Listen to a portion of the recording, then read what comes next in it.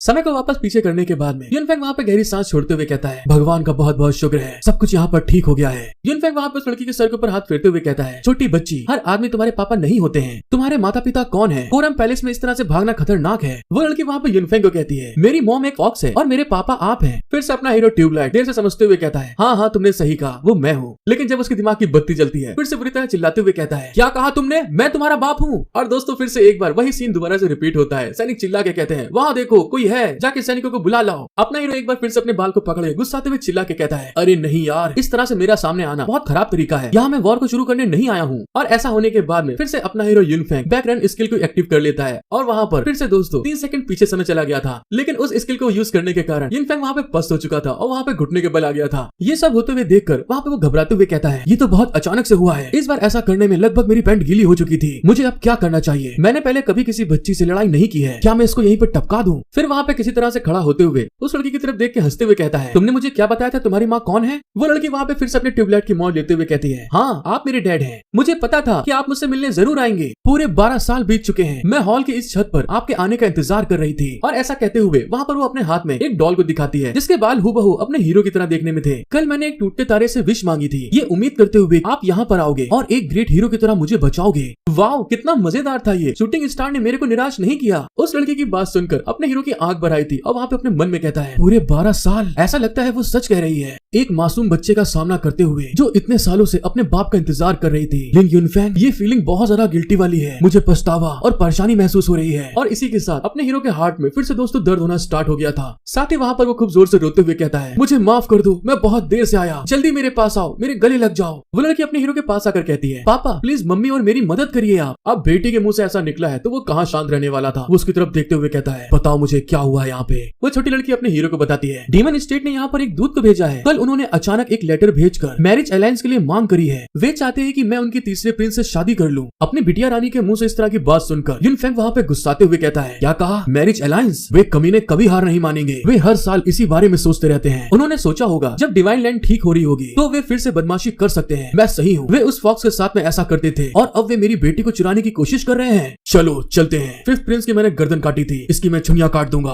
अपने पापा को इतना सीरियस होते हुए देखकर वो लड़की उससे कहती है, लेकिन आप कहाँ जा रहे हैं? यूनफेंग वहाँ पे बहुत सीरियस होते हुए कहता है, तुम्हारे पापा उन डीमन कमीनों को आज एक सबक सिखाने जा रहे हैं तुम्हारे लिए। उसकी ये बात सुनकर वो छोटी लड़की बहुत ज्यादा खुश होते हुए उसको जोर से हक करते हुए कहती है, क्या सच में पापा आप ऐसा करने वाले हैं? आप बेस्ट पापा हैं।